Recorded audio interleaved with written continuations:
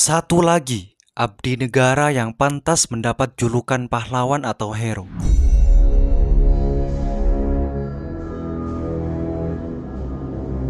Cerita Pratu Suparlan, anggota Kopassus yang gugur melindungi rekan-rekannya di medan perang, menjadi satu di antara kisah heroik yang menggetarkan hati.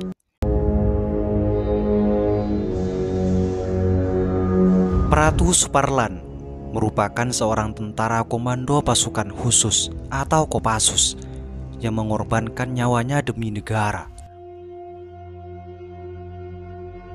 Kisah heroik ini terjadi di medan perang di wilayah Timur Timur atau sekarang bernama Timur Leste.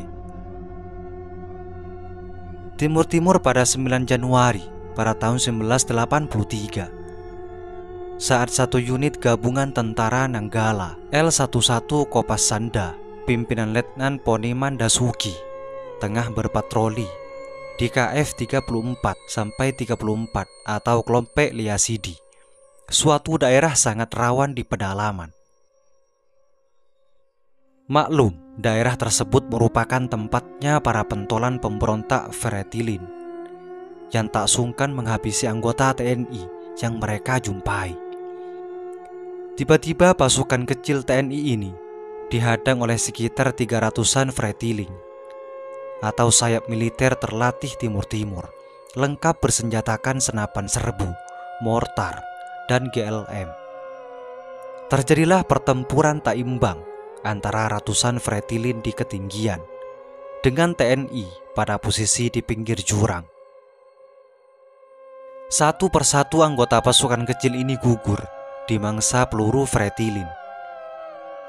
Menyadari hal ini, dan tim segera memerintahkan pasukan untuk meloloskan diri ke satu-satuannya peluang, yakni ke celah bukit. Namun hanya sedikit waktu yang tersisa bagi pasukan kecil ini, sehingga Pratu Suparlan menyatakan pada komandannya untuk terus maju, sementara ia sendiri memilih untuk menghadang musuh. Pratu Suparlan membuang senjatanya dan mengambil senapan mesin milik rekannya yang gugur. Tanpa gentar sedikit pun, ia menerjang ke arah pasukan Fretilin. Hamburan peluru senapan mesin musuh yang menggoyak tubuh Pratu Suparlan dibalasnya dengan rentetan peluru hingga amunisinya habis. Meski bersimbah darah, prajurit Kopassus ini tetap tegar bagai banteng keraton. Bukannya roboh seperti harapan musuh, Pratu Suparlan justru menghunus pisau komandonya, lalu berlari mengejar Fretilin ke tengah semak belukar dan merobohkan 6 orang. Tak terhitung jumlah peluru yang telah menancap di tubuhnya, membuat seragam loreng yang dikenakan Pratu Suparlan berubah warna menjadi merah akibat darah yang mengucur deras dari luka-lukanya. Namun ia tak menyerah, meski pasukan komunis itu menjadikannya bulan-bulanan peluru.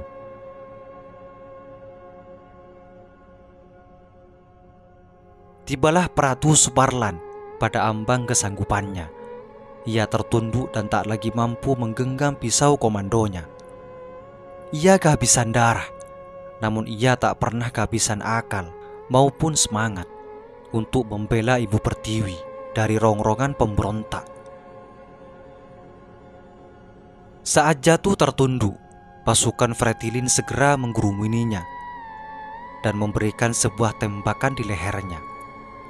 Setelah puluhan musuh makin dekat menggempungnya, dengan sisa tenaga yang ada, ia susupkan tangan ke kantong celana. Dalam hitungan detik, dicabutnya pin granat. Lalu ia melompat ke arah kerumunan Fretilin di depannya seraya berteriak, "Allahu Akbar."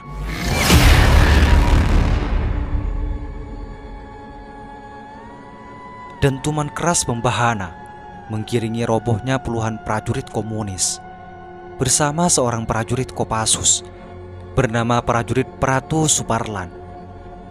Sementara itu, sisa pasukan unit Suparlan yang tinggal 5 orang telah menguasai ketinggian di celah bukit Melihat gugurnya Pratu Suparlan, dari atas bukit mereka menghujani tembakan kepada kerumunan Fretilin. Tak lama, pasukan bantuan pun tiba dan segera membantu memukul mundur Fretilin. Ketika pertempuran yang berlangsung hingga malam akhirnya berhenti, pasukan bantuan menemukan puluhan prajurit yang gugur dari kedua belah pihak. Di antaranya adalah 7 orang unit Pratu Suparlan. Jenazah Pratu Suparlan sendiri ditemukan dalam keadaan tidak utuh. Sedangkan dari pihak Fretilin yang kehilangan 83 orang milisinya, sisanya beberapa ditangkap hidup-hidup. Keberanian, kecerdasan, dan baktinya pada Ibu Pertiwi membuat negara menganugerahkan BPLB atau kenaikan pangkat luar biasa kepada prajurit Pratu Suparlan. 1 tingkat lebih tinggi dari pangkat semula, yaitu Komda. Tanda jasa bintang sakti pun diberikan kepada Kopda Pratu Suparlan pada 13 April pada tahun 1987 melalui Kepres nomor 20 TK TH 1987. Nama Suparlan terpahat di atas batu granit hitam Monumen Seroja di kompleks markas besar TNI Cilangkap, serta diabadikan sebagai nama lapangan udara perintis di Pusdikpasus Batu Jajar Bandung yang diresmikan oleh Kasat Jenderal TNI Edi Sujarat pada 26 Mei 1991. Kepada 7 personel yang gugur dari unit Suparlan, negara juga menganugerahkan kenaikan pangkat.